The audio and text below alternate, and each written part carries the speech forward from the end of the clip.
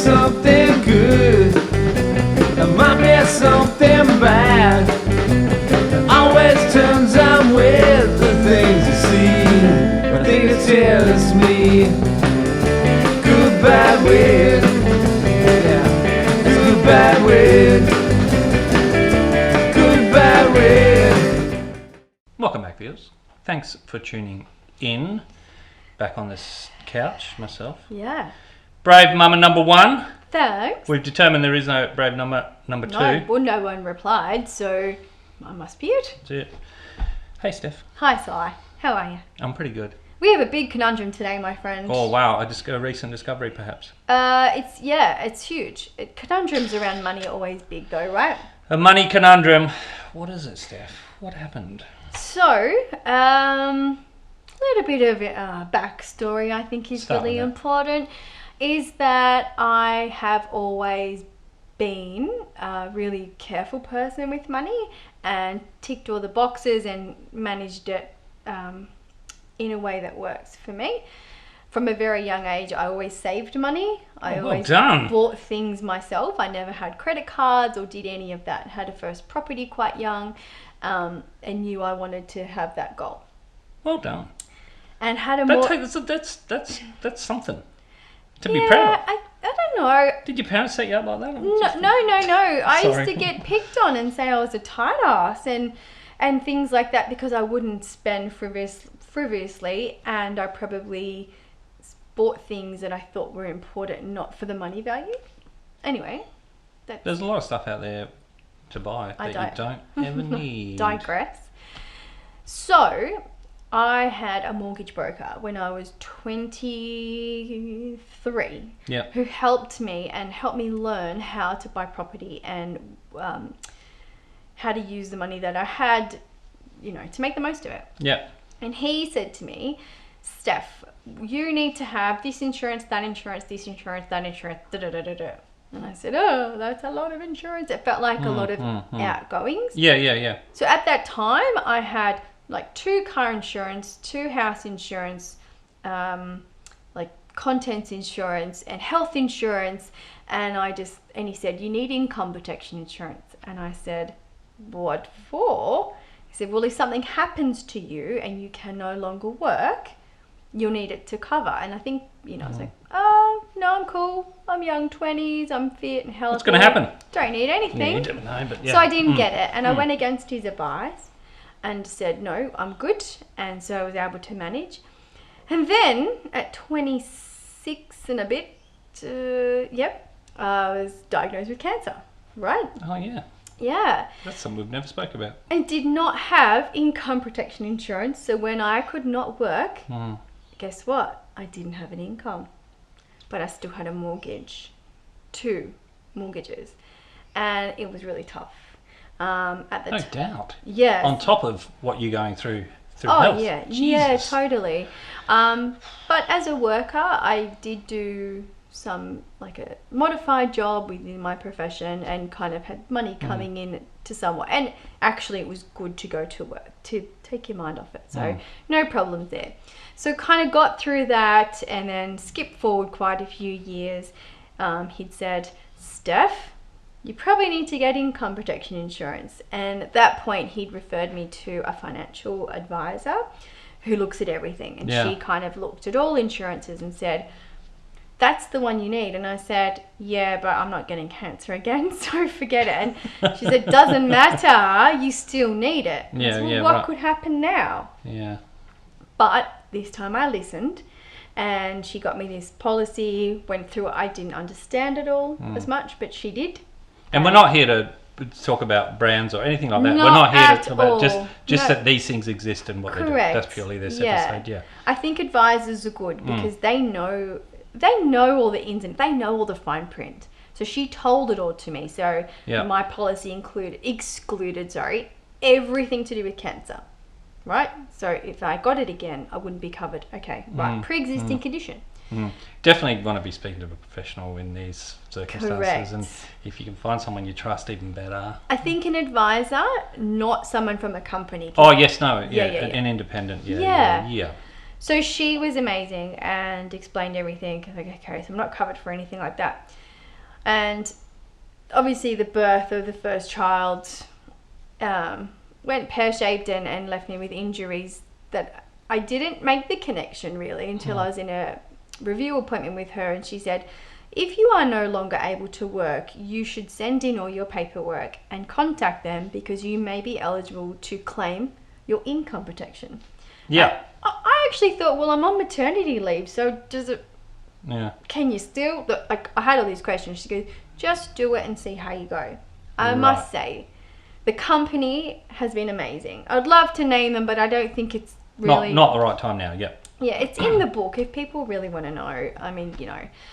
So they've been really good, and the claim was accepted because because of the injuries, I can no longer work. Mm-hmm. However, here's the conundrum, my friend. Here's the conundrum.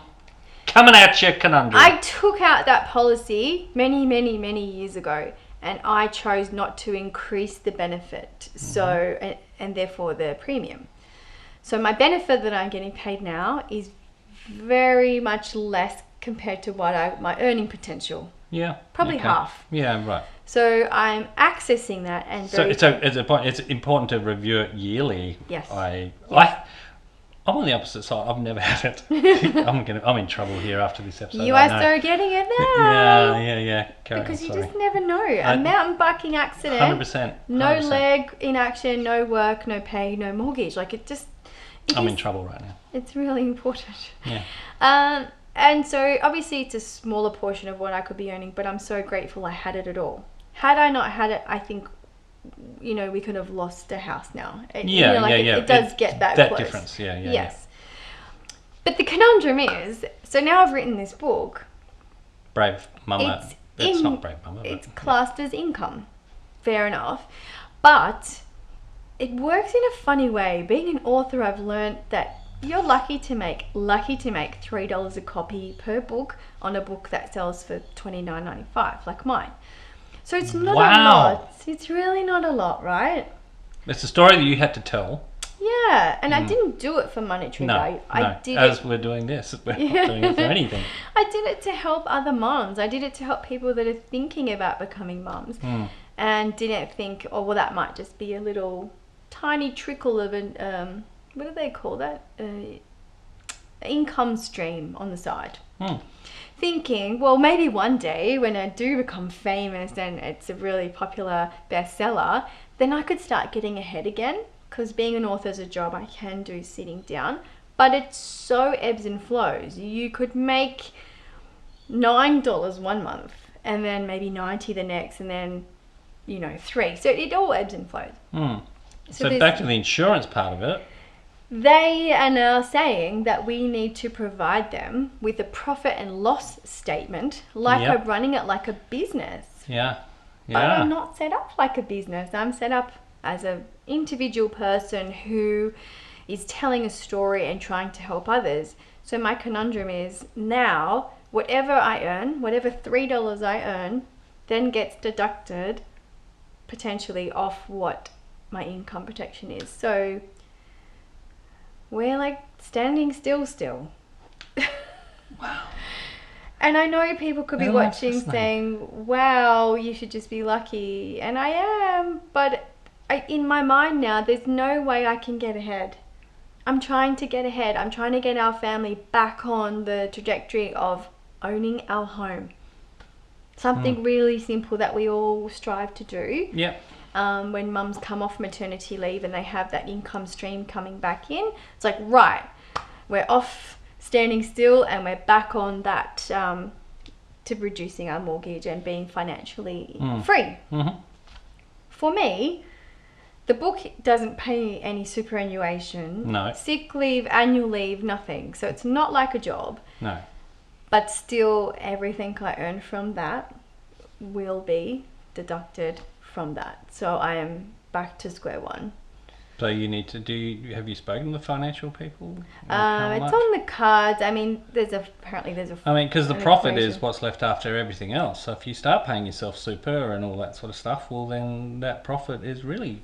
Well, you're probably going to negatives. Yeah. Well, that's exactly where we're at now. So running Brave Mama and doing things and anything I'm doing is costing us money, but there wasn't a massive profit to start with. So it's on the books, there's not going to be an issue right now because there's not thousands of dollars coming in. But when I'm trying to make it amazing and I'm trying to make Brave Mama this really successful, helpful thing for mums. But that's what it is an information and a people coming together, community support type setup, yeah? But common sense will also prevail and say to monetize something so that you as an individual can get ahead, that will come into it at some point. Or do I not? Or do I just stop now? So this is the conundrum. You're not stopping.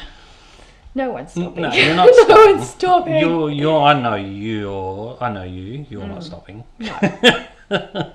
But yeah, when those financial things sort of come, you're like, why? What? It's almost tries to prevent you from even doing it. Well, it makes it counterproductive. Yes. I mean, the helpful side will still keep going, and there's no stopping with that. However, trying to make Brave Mama into a business, which is what I was dreaming, may need to be rethunked about. This is a conundrum. It really is a conundrum. Yeah. And this just came about this week. Yeah. Just contacted this week because I'm fully upfront with my insurance company. I have nothing to hide. Yeah. Talk to me about anything. Talk to my doctors. Do whatever you need to do, and I think that's the best way to be. It generally catches you out if you don't. Well, you hear the story, but that's not the reason. I just have the integrity to say, okay, this is my situation, and if that's clear conscience, it meets your criteria. Do you know what I mean? There's no reason. But I'm just now thinking, oh God, what do? Do I hold it back? Do I keep shooting for the stars? My inner Steph says. The inner Steph. But because so if you go for that and you go for that, and you might get like this like I said, the ebb and flow. You might get a big injection, and then they stop paying the my policy. Then the next month there's nothing. Then we sink and we go backwards. Wow. What do we do? You hadn't spoken to me this previously. This is right. Well, you continue. Oh man. Because if I don't continue, me, Steph as a person, really starts to drown because you've had to I've reinvented myself into this author to get perspective that life is still okay and you can still do stuff with these types of injuries, but you want to be successful in that.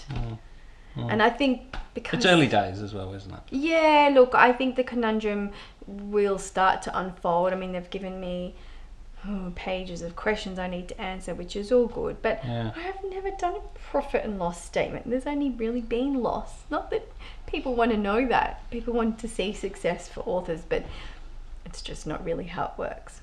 For a small percentage, it's probably like the Australian music industry where, you know, it's only probably 1% of the Australian performers make the biggest bucket of money, and then the 99% have all got to work second jobs and all that sort of stuff, and have their side gigs. I mean, if I'm not J.K. Rowling and I didn't write Harry Potter, she would be an exception to the rule because she's got lots of other side things happening with that. But so I don't know what to do. I might have to get back and get the advice because you're gonna have to go seek advice, aren't you? You know that. So. And you've already in contact with people. Yeah, I've spoken to my financial planner and she's been... I mean, you have people you go to already. Yeah. You already have people, You've been doing that. You've been very sensible since the age of 23.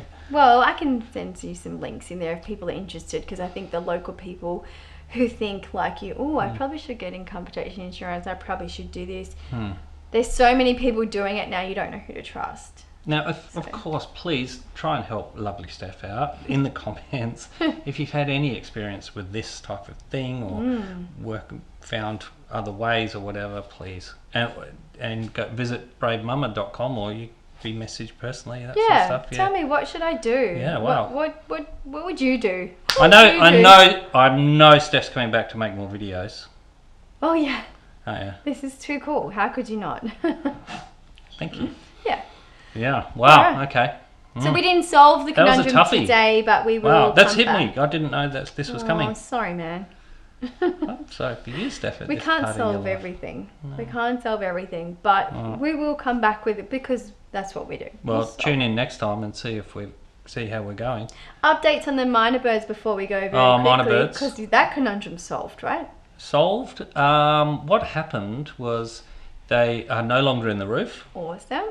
so we have a lot less Myna bird activity in the local part of the house. Yep. And just the other evening, we would have had probably 20 little sparrows on the veranda. Sparrows. It's swimming in the water because Anita had left a big drinking water out because it had been so hot. Yeah, and cool. we had never seen a small bird like that in the 10 years we've been living here. Because of the miners. The miners getting away straight away. That's really cool. But so just the size of birds. We've never seen anything smaller than a lorikeet on the veranda, really. Right, okay. So to see that was an obvious instant difference. Awesome. So Yeah. the predators are gone. Moving on. Yeah, starting to control their numbers. Okay. Yeah, Very we'll leave good. it at that. All right, thanks for tuning in. Be sure to like, hit subscribe, visit Steph's Brave Mama. Okay. Get amongst that. Good Awesome. day. See ya. Thanks so much. See ya. Bye.